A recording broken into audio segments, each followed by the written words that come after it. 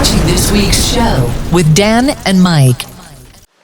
This week's show, I have fought my way back from the Manflu, which was quite severe, wasn't it? Oh, I kid you not. At one point, because this is also my social space when I'm not doing the podcast, I sat off camera in my normal chill spot, and for a good 2 hours, had my head in my hands, and every 30 seconds, it was like a really nasty sneeze followed by a coughing fit, and then having to drain my face over and over again. That would have been our most popular video of all time. I reckon so, yeah. A bit like the lemonade or the Sprite challenge was one of our most popular. But no, it was, do you know what? And you know, because I texted you about it, but it did make me laugh that 2020 taught me how to protect my aging, immune-compromised father that is currently downstairs making a load of racket. Because I just isolated and he never caught it. So I'm quite pleased about that. 2020 did have some lessons in there as to how to handle infections, I guess. Well done. Thank you. Learning. There we go. And what's really frustrating as well, and you also know this, it's now come out on the show, but did 2 interviews that I really enjoyed at a gig, and then immediately couldn't put them out because I was too ill to attend the show. So you're like, well, we'll delay it so that you don't. your But it made for a double bubble Easter. It was great. Yeah. And I'm very excited for when Memphis Mayfire, which was one of the interviews, go back in for the next album, because the music they've produced when they've been in this type of mind state in interviews, because they're really happy, they're really comfortable with where they're at, that's been producing their best music of career to date. So fingers crossed we're going to... It's going to be a while though. It's only just dropped, doesn't it, in the last 6 months? No, it was last year. And middle of last year, I think, Shapeshifter dropped. Okay. They are not worrying about it at the moment, but I think it's Kellen is one of the main riff writers. He's like, well, I'm always writing. He's one of those noodlers that sits on a tour bus and whiles away the miles with... Feels naked without his axe. Yeah, and I can appreciate that because I've finished all of my little projects. I got nothing to do now. Just take the rest, man. And not only that, but I am not signing up to any new sort of like rug projects or anything like that until summer's out the way, so that I'm able to actually, because I got a little bit of the old stay-at-home anxiety currently. But I did manage to push myself with the manager's help to go out over the weekend and go visit the seaside. Wow. That was lovely.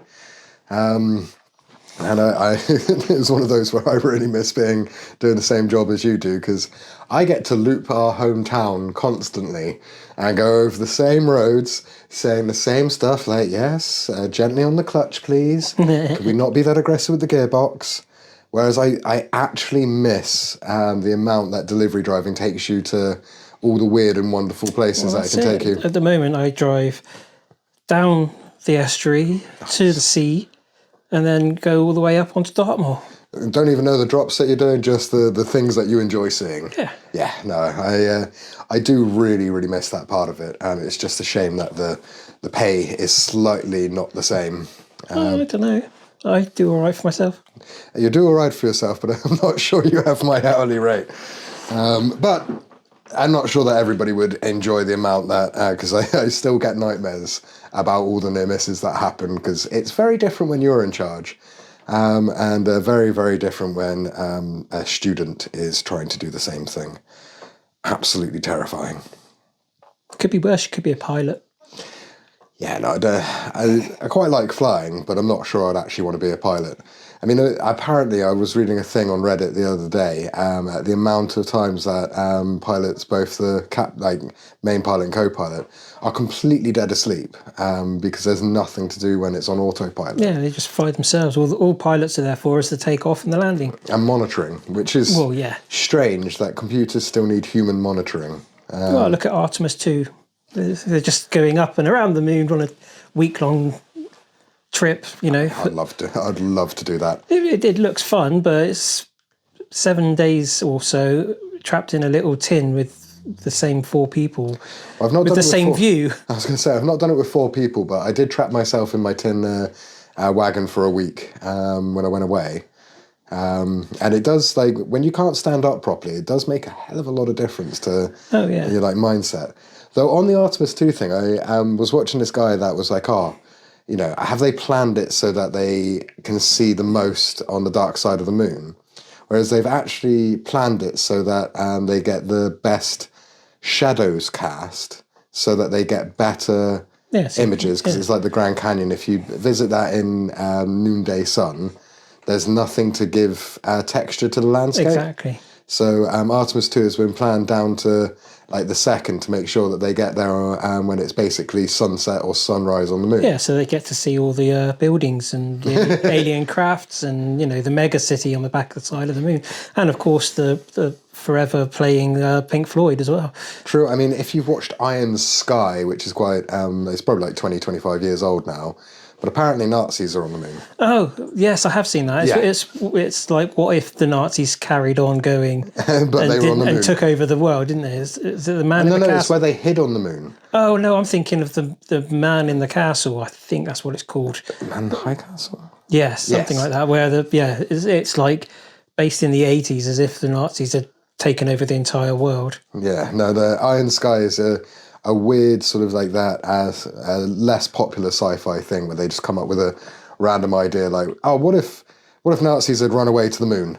And then they come back to take over the Earth, and it's all about trying to face them. It was a toss-up, wasn't it, between Nazis and sharks? Sharks on the moon, that's probably been done, because... Well, they've tried to get sharks on the moon. Have you not seen Sharknado? My ex absolutely loved all of those terrible shark movies. So I've seen like the ones that most people don't even know the names of, like Super Shark, or my personal favourite, Shark in Venice. Oh, okay. So I kid you not, it has the Baldwin brother in it. The one that no one can remember. Yes, the one that Family Guy makes the joke about, saying, "Oh, Stephen, you were always the weakest." The one that doesn't kill people on set. That too, yeah. That won't make the clip. No, that probably won't. It has Scarlett Johansson's sister in it. Red? Something like that. Red Johansson, is that her name? I know the movie and I know who they're related to, but apart from I know it's Stephen Baldwin, I can't remember much about it, but it's hilarious because they couldn't get licensed to film in Venice. Of course. So it's filmed in Bulgaria. Oh, that famous city that's sunk in Bulgaria, yeah. Yes. And there's so many things, like at one point, Stephen Baldwin's character loses a leg to a shark attack, and in the next scene, he's just there back with his leg again. They even make a point of making the leg drop past the camera in the water, and then it's just reattached in the next scene. Top quality bad movies. See, and it goes to prove that, sharks could be on the moon. It's about as possible as Nazis, I think. Yes. Yeah. Though I've just been catching back up on 1 to 3 of Umbrella Academy. And obviously the... Talking monkeys. Not only that, but you had the simian man who had the monkey injection that lived on the moon for like 5 years. And I still haven't seen the end of the franchise. I know it was... Sir Reginald's wife he was keeping up there until he managed to reset the universe or something like that. But I need to watch the final season. I've done 1 episode. You can report back on next week's podcast. Oh, it's probably going to be done by next week because I'm getting back into my shows because Boys has got a final season. That's coming up soon, isn't it? And I'm really looking forward to finishing that one off. I'm particularly a fan of Invincible as well. That's had a new season just dropped. Yeah, well worth a watch, but... With that one, don't pass judgment until you've watched all 45 minutes of the first episode. Because I remember the first time I sat down and watched it, I was like, this is really weird. It's so wholesome, so lovely, so namby-pamby. I'm not a big fan of that style of animation, unfortunately. I wasn't either, but it was something Too 80s. it had been so heavily promoted by this point. I couldn't work out why people that like The Boys were saying, oh, you got to watch Invincible. Because for the first 35 minutes, it's so twee, so wholesome. And then suddenly Omni Man comes along and lays waste to everything. And that just sets the tone that nearly every episode there's going to be a flip in the first season where it's nice and charming, and then suddenly something uber violent happens, which I'm not sure that they would be able to get away with if it wasn't for a cartoon with some of it. Because there's some, especially with one of the things that he does, so violent, but also it would be so difficult to render it in the CGI. But as a cartoon, it was a lot easier to do. Well, that's, you get more artistic license than you. Look at Family Guy. You wouldn't be able to say some of the things that they say to people's faces if it was live, and not animation. Well, talking about animation, we talked about this on a previous podcast that something was coming back. Fly. But it's coming back as an animated. Oh, is it? Yeah. Which, in many ways, because I've watched all the videos where he goes around and talks to everybody, and from what I understand from the interview I watched, is they're doing it because it's either they're going to just redo the whole storyline the way it was meant to be rather than the condensed version due to being cancelled, or it's a continuation shorter after the last instalment of real life stuff, and they don't want to be the age that they actually are as human beings now. Yeah, they are all a bit. But you've got to compensate for it. It's a bit like Umbrella Academy. They had to do the last season as 6 years later because 5 had grown up so much. Stranger Things. Exactly that. Especially, it's if you work with child actors, the one thing they're going to do is grow. Yeah. It's why back in the day, and we were talking about this because we were discussing just various sitcoms and talking about Katie Kuko's start in 8 Simple Rules. Yeah. Is they were in that era where they used older people dressing younger and acting younger, didn't they? Have you seen the Hannah Montana thing where like her love interest was actually like 23 years old or so, like 30 years old when Hannah Montana was filming? I know she's had an anniversary. Yeah, and it's come out that he was like the guy that played her love interest. Right. Was actually like 28 years old when he was cast as a 16-year-old boy. Isn't that like the woman who, is it Myrtle or something like that from Harry Potter? Moaning Myrtle, yeah, she's a lot older than... She was 40 when she applied for the job of a 15-year-old. I mean... If you've got a baby face... Not only that, but work it. Whatever Russell Kane is, like, I swear that man is drinking the blood of Paul Rudd. Because he's 50 years old and he looks 21. Yeah. Like, but I was watching something. Comedian guy. Yeah. I don't know what he meant by this because I didn't get to see it on the full clip, but he did say that you don't want to live the lifestyle that he's done to be able to look the way that he does because he works out a lot. And he's like micromanaging diet, supplements, intake. I think another one is, and we know this because we felt the effects, is no drinking as well. Because I kind of froze my age 7 years ago with my face because I just, without the drinking tiring my body out, I haven't... That's it. Yeah, apart from the greys coming in and the hairline slightly going back and me getting a little bit of a solar panel for the summer at the back. A bit of a solar panel. I still get it where people are like, you're not turning 40 this year. I was like, no, I am. I mean, I wear silly T-shirts because I like wearing them for this. But everything else is, I kid you not, kids don't drink. And adults, if you're drinking, if you want to look young, quit drinking. Well, they're saying that this generation, it's the first generation in generations that have completely turned off alcohol. I mean... Which is fair enough. Looking at our generation as being their general parents' age, it makes an awful lot of sense. Your generation, it was Alka-Pops, wasn't it? Wow. And teenage pregnancies, and that's why... Binge drinking. Like, well, yeah. We perfected binge drinking into an art where I'm actually, like, when I got my sort of classification from the rehab program that I did online, is they're like, you are a binge alcoholic. Because I wasn't every day. I didn't need to wake up and drink, but I had to drink heavily at the weekends to cope.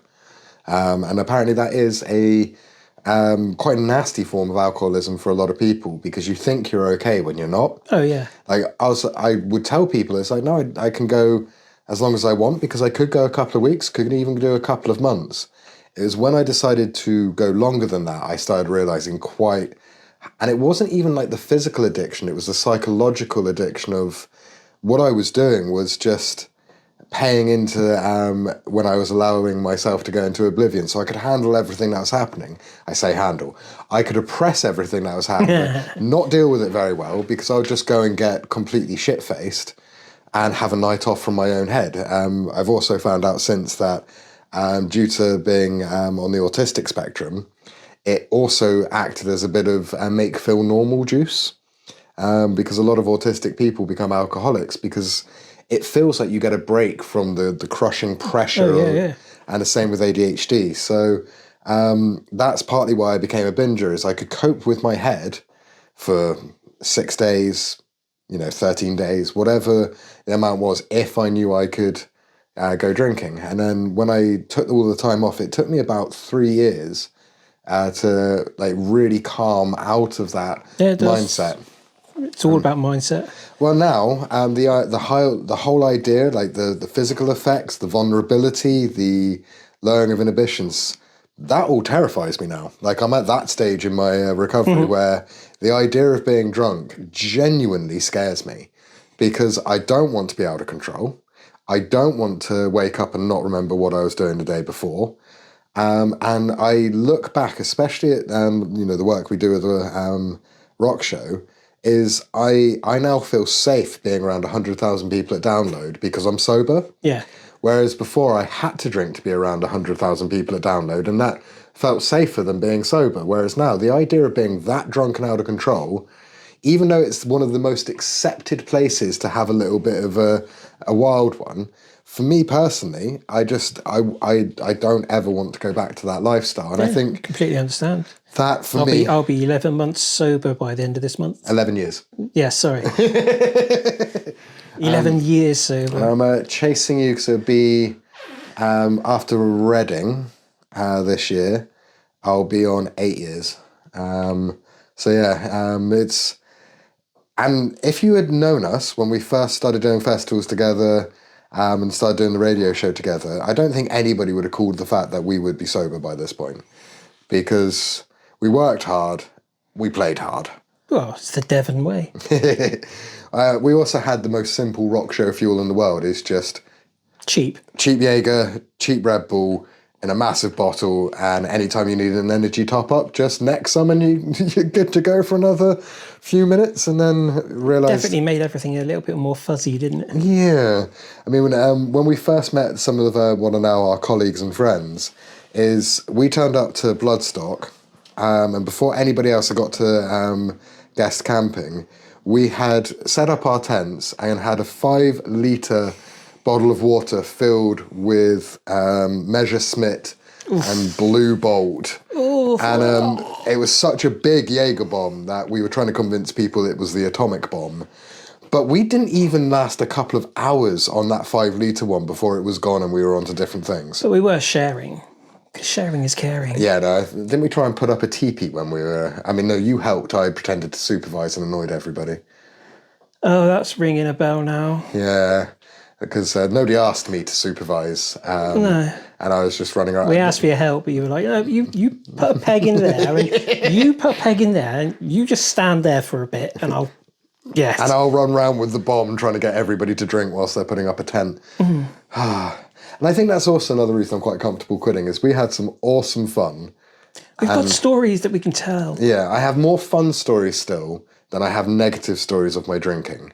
Which I think is a great balance now that I've been sober for so long, because I enjoy the stories, even though they do slightly get a little twinge in. That wasn't me, that was someone else. Yeah, that was young Dan.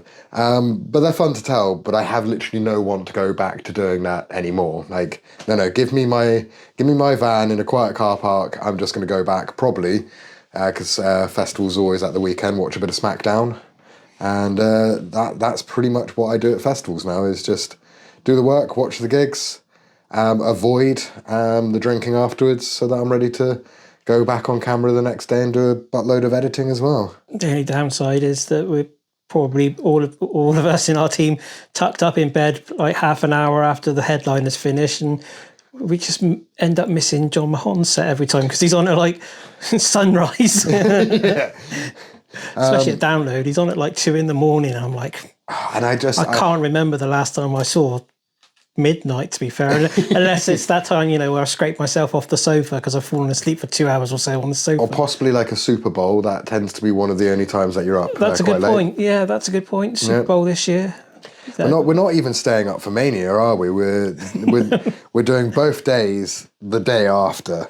Yeah, because better to take the Monday off and do it Monday daytime. Well, you remember what happened last time I stayed up for wrestling? I did the Royal Rumble with Ollie. Oh yeah, and it died for about a week later. I kid you not, it ruined me in a way that I didn't expect. Admittedly, we had kittens at the time, and I had to sleep in the room that they were in. So unfortunately, they decided that having a human in the room that they normally slept in was too much fun, and therefore they weren't going to sleep. Sorry, I just had visions of the cats like ripping you open, and you said, yeah, I just got confused. To be fair, they slept in the same room that you were in, yes. Not slept in you. No, they tried because they were that age where claws were like permanently out, and it's like, did I just see images of like Leonardo DiCaprio in a bear, or that one from Star Wars where they got to get in the. Yeah. I can't remember the name of what it was. They'll tell us in the comments after they've liked and subscribed and all that jazz. Yeah, make sure you do that. Is it a yak yak?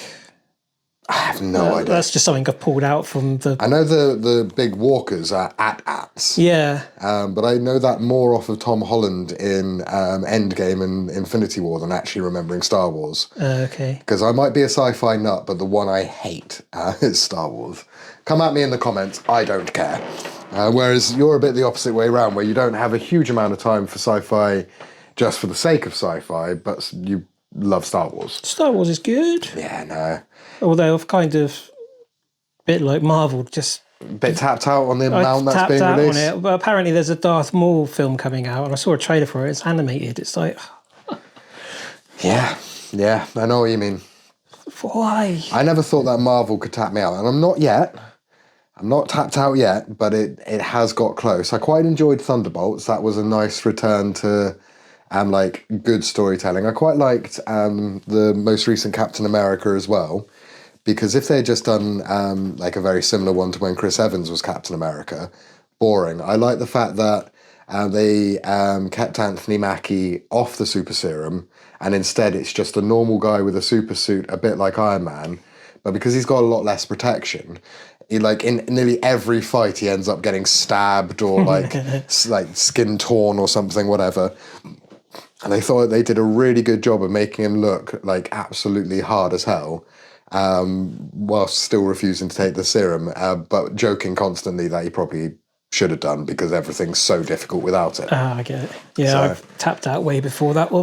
It's, to be honest, you know what you're going to probably do is I'll watch Doomsday, and then do I need to watch anything else apart from Doomsday? I'll be like, nah, it's still going to tell you everything that you need to know. Even that, I'm like, That's a cinema one for me, because I have a trend with Avengers as the set, so the original Age of Ultron, and then the two big ones. I've done all of those at the cinema, and I hate spoilers. I don't even watch trailers for things I know I'm going to watch anyway. So Doomsday, I'm going to be there first day of release, even though it's going to be hell, trying to get into the cinemas that we have in our hometown. But it's so I can protect myself against spoilers. I'm sure they're probably booking now. Possibly. It's Christmas, isn't it? They won't have, there might be a pre-book that you could do, but it's got to have an actual... Pre-save, like you do with an album. Come on, we've been banging on about pre-saving all year on the show. Yeah, no, the pre-save I'm currently doing is the next Spider-Man, because I also like Spider-Man enough, I will do the day of release at the cinema so it doesn't get revealed. But that's partly because No Way Home has so many big things to catch. I knew I had to do that one at the cinema so that the internet didn't ruin it for me. It's hard enough enjoying wrestling sometimes with the amount that it's spoiled by Facebook pages immediately announcing 30 seconds after something's happened on the show online. And it's like, I'm not in America. I'm never going to be able to even watch it first thing in the morning because like the day afterwards, I'm either doing like post-production work if it's the weekend or if it's Raw. I've got to do a whole day of work first. Well, it's quite a big European tour coming up. Looking forward to that. That's all going to be at European times. You're like this. We checked ticket prices for the SmackDown, or was it Raw? It's Raw at the O2. Yeah. Do you know how much the cheapest ticket price is for that one? 1,300. No, that's the expensive one. That's the VIP, and actually bang on, wasn't it? 1,300. It's 212. Is that VIP as in ringside, or VIP you're in a box in the O2? I actually don't know. The first 3 rows. You can have seats within those first 3 rows. You also get given the chair that you're sat on. So you get to take home the branded chair that they hit each other with. There's a couple of other little treats that you get for it, but that's essentially it. You're in the splash zone, essentially. For 1,300 quid, could I get some live splash? That's definitely not making it to an Opus clip. No, what you get is a little bit of, because he's getting on a bit, is a bit of Brock Lesnar splash, because he can't wrestle without just pumping the sweat and. But then again, he's been like that for years. He's always gone bright red as soon as he starts wrestling, but then he can go and go and go. I'm surprised there's still lots of tickets left for Mania. Well, we've got to get into this now. We've got predictions coming up next week. But yeah, we'll do a proper... Like a proper little thing on it. But I think that we're starting to see where being owned by somebody by TKO, a bit like we've talked about with TV shows and movies, when there's that executive board that isn't made of fans, isn't made of the people interested. The money people get involved. And I'm thinking 2 years at Vegas was not the best idea. No, but then again, it could also be there again next year, because they either have or they're about to cancel things in Riyadh because of the war out there. Social political situation, yes? Yes, sorry. The Donald Trump of it all. Well, we try not to talk about that, but all I will say, because it's the most positive way I can put it, is Americans, our hearts go out to you, man. Like, it is a trying time, and we just hope that shit don't get too fucked up. That happened years ago. Well, more than it is currently. Yeah. Because we've had it where we weren't particularly happy with the people in our leadership and some of the stuff that happened over 2020, a lockdown and various things like that. And we had the lighter, easier, less terrifying version of what America currently has. So our hearts go out to you. But if they don't have Mania in Riyadh, would they go back to Vegas, go somewhere else in the States, or go, for instance, Wembley Arena? Well, or Stade de France. There was talk a while back. Triple H, it was probably a good 18 months ago now, but Triple H posted that he was in talks with the Mayor of London about whether or not Mania would be possible at Wembley. Well, they're not going to... The UK or any other country are not going to be able to offer the kind of... The Riyadh money. Riyadh money, yeah. True, very true. But the place to have it would be in Iran, because that's where the oil-rich countries are at the moment. I'm not sure that would go down too well, Michael. I don't know. You see how quickly they built the stadium in Riyadh for Royal Rumble earlier this year. It's like 10 minutes? 10 days, I think they built it. So even if Iran does get flattened, they can put a stadium in quite easily. I'm not sure that's going to make it to a clip either. No, it's not. But not everything's about clips. Some people watch the full episode. They do, and find out how dark our opinions actually are. Let's maybe move away from the Iran element of what we're talking about. Okay, here. Well, what could be worse, having it at Wembley? I mean, I'm not sure it'd be good at Wembley, and I'm the UK resident. Yes, we are. And although we've seen big American stuff at Wembley. The Patriots are losing. Dan did as if he's a real fan. I know when to react. I'm like Keely on Ted Lasso. When she's like, I don't actually like football, but I know what to shout at the right time. Yeah. I'm Keely for you now. Okay. Only on that front, no other front, thank you very much. Does that make me Ted Lasso? I mean, at points you've had quite the tash like he has. Yeah, didn't I? The year before last. Though he never went down past the lips. Have you ever done just the lasso slug? Yeah, the one I had last in 2024. That was just straight across. I didn't go down. No, because when I do it, I am. Well, you can't. No, I can do the. Oh, you can do the straight across. Yeah, the straight across. That looks as bad as it possibly can. Benson Boone, I am not. Problem is though, do you go straight across or do you go along the top of the lip? Because I mean, this is If you go along the top of the lip, you're going for more of a Ned Flanders. Whereas if you go straight across, it's Ted Lasso or Elliot from Sam Elliott. Sam Elliott. Yeah. No. I mean, I'm pretty confident that man's mustache has its own like life insurance. It's got his own Instagram account. Yeah, I wouldn't be surprised.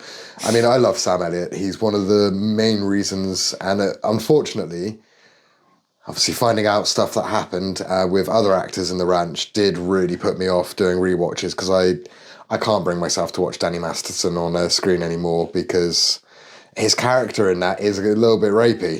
It's a bit cringe, then it turns out that he's a little bit rapey and fortunately has been put in prison for it. Life imitating art or art imitating life? And it just, unfortunately, it's that thing, I call it the lost profits effect.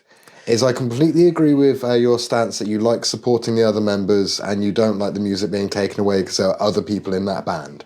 Completely understand that. I will sing to my heart's content in the van, going down the motorway when no one else can hear me. And the only issue is that, sometimes I listen to Lost Prophets in the van so much that they might show up on my end of year. Top 10, So I've got to rein it back or listen on a different streaming service. And this, by the way, the tunes were bangers, man. If anybody that doesn't understand, the man is friends with members that weren't Ian and was never friends with Ian. I've known him long enough that I can say that without a shadow of a doubt. Yeah, rotting piss, as they say. Yeah, very much so. But I can't. We're getting all of our anger out on this pod. I know. A 2-week break, and it's like, right. But I'm the type that I can't do it. I can't listen to it. I can't watch The Ranch. I can't enjoy a film I used to love growing up, American Beauty, because of Kevin Spacey being Kevin Spacey. I tried to... I mean, that film is potentially very difficult given his like of children anyway.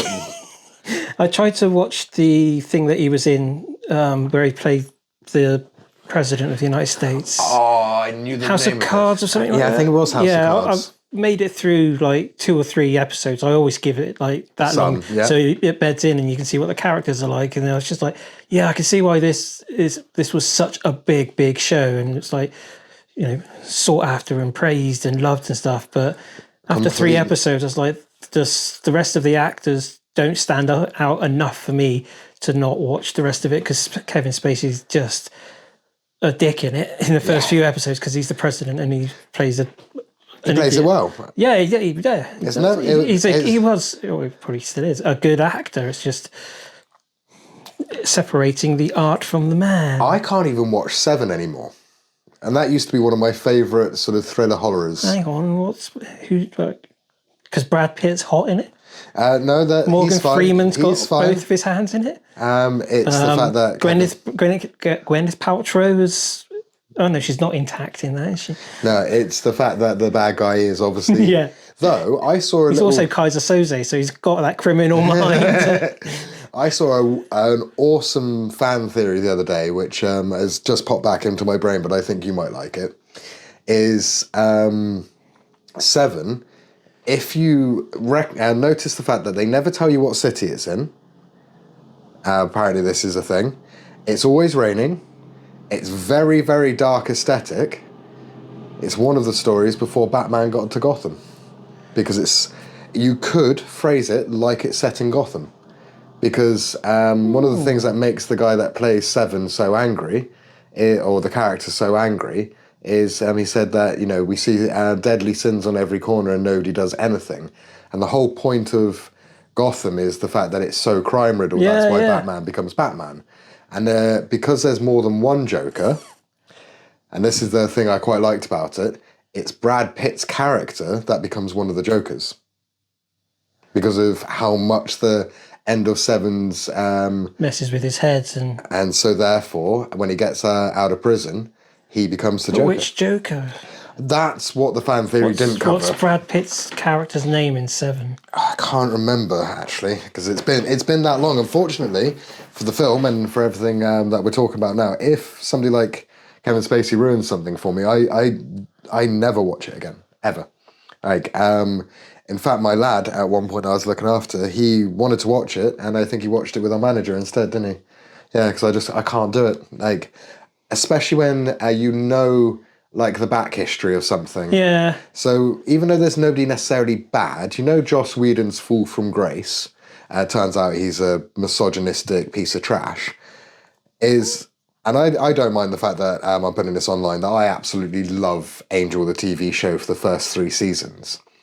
You get to the 4th season, and in all of the character changes in the way it's written is he's punishing Charisma Carpenter, the one that played Cordelia, for getting pregnant. And so she goes from being like this character that's going to be like a higher power, really nice, good storyline for her. She was like on a Buffy level of power. And then because he didn't like the fact that she got pregnant in real life. In real life, yeah. Right. He completely tanks her in season 4. And on my last watch through, loved seasons 1 to 3, really enjoying it. We lasted 4 episodes? Yeah. 4 episodes into the season where you know that the producer, director and writer is abusing one of the actresses. Can't do it. Like, even though there's some episodes in there that are some of my favourite Angel episodes, it's that thing is, I remember it was a part of the Me Too thing is, you've got to work out where you're comfortable saying no. Oh, yeah. With Netflix and all the other streaming services, I don't need to watch old stuff where I can see stuff like that happening. There's plenty of new stuff that I can get into. There's plenty of, everything is, there's so much stuff on available to watch now that I read that in Me Too, and I was like, actually, that's a really good point. There is no good reason on anything that I watch that once I know back history that I don't approve of, product's dead to me. It's a bit like Friends got a bit dead to me because I find it really problematic. I find the way they treat each other is quite toxic and quite nasty. I don't like the representation of certain sexual orientation, certain spectrum needs. It's one of the reasons I don't like Big Bang Theory, because they went from sort of raising up the geeks in the first few shows, and then it became, let's take the piss out of the guy with Asperger's. Fuck that. Sorry, I don't mean to swear, but not happy with that being a change to it. I understand they clawed it back, but once I realised that I was watching something that was taking the piss out of my diagnosis, I was like, well, no, I'm not going to watch this. To the point I've never finished it, because if something crosses a line, there's so much out there that I can get involved in. Product can be dead to me. So, yeah, random ranter there. You are right. It's a very angry podcast, this one. Not quite the caption, the angriest podcast in the world ever. I mean, nothing compared to what we cut out of the top 10. Like my 20-minute rant where I nearly kicked over the camera, that got cut from the podcast because it was not appropriate in the slightest. Thank you for... That was about someone we've already mentioned on this week's podcast. Scream your heart out. Mike texted me a few days later going, you probably need to watch this before you post it in detail because I really don't think that this should go on. I 100% agree. But I stand by my feelings about it. I just don't think it's a good way to represent yourself online, being that angry and saying some of the violent stuff I said. Even though it was towards somebody very deserving of violence. Save that for your personals. Yes. If you want to follow Dan on his personal Instagram. Dan! Literally rants never. It's just cat pictures. Cat pictures and the collaborated reels of this podcast on our radio show. On that note, I'm going to wrap up because I want to stray into wrestling, but I actually want to save most of my opinions for our prediction show. Yes. Because just me and you chatting there whilst we're getting ready for this one, I think that's going to be one of our more entertaining prediction shows. So let's not take away from it on this one. If you do want to get involved, there's previous shows where we talk about wrestling. You can leave comments there. You can leave it on this one. If you're a fan of anything that falls under the vague bracket of rock, metal, heavy, alternative, crossover, mashup, covers, we have a 2-hour radio show that we do every week. The link for it and to listen to it on a free streaming service is below. You can catch it on Rock Rage Radio on Sunday nights, 5 p.m. Eastern Standard Time and 10 p.m. in the UK.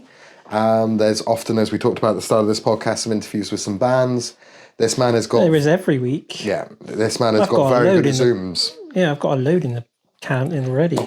And we're about to take the show on the road like we do every year to festivals. So there'll be all of the fun ones in person where if you got a beady enough eye, you can tell which one, particularly with me, that I did at the start of the day when I'm really fresh, and which one I'm doing when I'm really tired and I start saying really weird stuff. Danny Warsnop, Ask Alexandria. Yeah. Maybe we would leave a link to that one as well below, because I'm never going to live that one down. I made a student laugh with it earlier because they're an Asking fan. I was like, I asked Danny if his was tattooed. Apparently it's not, at least at that point of the interview. Maybe I inspired something. Oh, it's not like they're going to come back as Asking Alexandria now. Yeah? Well, they've got one guy that's just... The founding member gone. Yeah, another guy that's just all about country music now. And two guys are in Breaking Benjamin. I mean... How to tell the world you split your band up without telling the world you split your band up. I mean, I don't know. Could be one of those, when Ben's ready to come back, that could be what brings Asking back, is Ben being done with needing to be at home. Respect, by the way, to Ben Bruce for choosing being a dad over being a rock star. There's a lot of respect for that move. I think the song said it for themselves. I'm moving on. I mean, that's like 4 albums back, but at least they're finally moving on. Yeah. I think they also are a curse of being so popular for a very specific style at the start that's going to make it very difficult. And apparently one of them's back living in the UK now as well. So there we go. Either way, so you got more music opinions on our radio show, as well as we talk mental health, we talk safe gigs, loads of stuff. You can also follow and subscribe and hit the notification bell for this show. Leave comments. I'd like a comment telling me how awesome the French-Canadian band are that's absolutely ripping up the internet at the moment. Argent de Poitin, I think that's how you pronounce it. Is that what you played me? Yeah, no, thank you. See, he hater. Doesn't appreciate mathcore. Well, it's kind of mathcore, but it's kind of as soon as you played it, though, I knew you were going to like it because it sounds like Igor and stuff like that. Igor. Yeah, it does, and Primus, and I wrestled a bear once. Well, that's your own personal choice. I think you would quite like the band. All one word. Yes, I wrestled a bear once. I am aware of them. Yeah, but they're the Polka Dot band. So go and search them out online and let us know in the comments what you think. And especially if you're a technical head with music as well, the time patterns, the stuff that they actually do is technically incredibly impressive. Metrotonic tonings or something like that. They've got a lot more frets on their fretboards. Yeah, no, and watching them is an experience, even if you don't like the music, because two people creating that sound, very interesting. It kind of almost reminds me, like if you watch one of the tracks, it's like 7 minutes long. I think it's called Sherpa. Off the top of my head, and it just starts off and it gradually builds and builds and builds and builds and builds. A bit like sort of a Chemical Brothers track. Oh yeah. If you see Chemical Brothers, the old rave outfit, when they played live with all their computers and stuff, they'd start off with one beat, and it just goes doosh doosh doosh, and that one beat, like a metronome, just keeps going, and then they build their entire set around it and all their tunes around it, and then at the end of the set, it just goes back straight into it again. A bit like when Beardy Man started using a loop machine as well. Yeah. So if you like that type of stuff, he's got a recommendation for you. Argent de Poitin. On that note, we'll wrap up, and then we're going to see you next week to find out whether our opinions excite or annoy you about WrestleMania. It's probably going to be annoy. Yeah. Will Sabrina Carpenter be singing on Danhausen? Yes, because it's Danhausen. You are cursed!